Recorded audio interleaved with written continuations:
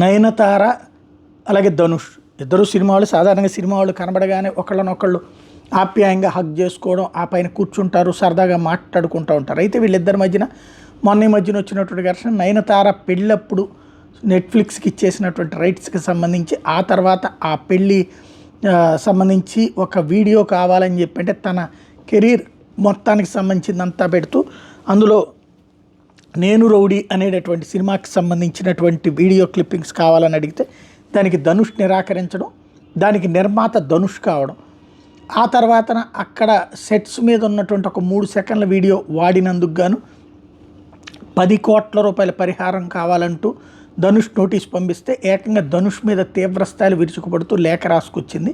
నయనతార బహిరంగ లేఖ రాసింది.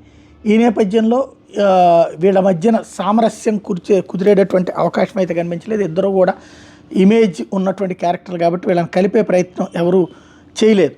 అయితే తాజాగా నిర్మాత ఆకాష్ భాస్కర్ పెళ్లి వేడుకలకి నయనతార వెళ్ళిన టైంలోనే ధనుష్ కూడా వెళ్ళారు. ధనుష్ నయనతారను పలకరించలేదు, నయనతార ధనుష్ని పలకరించలేదు.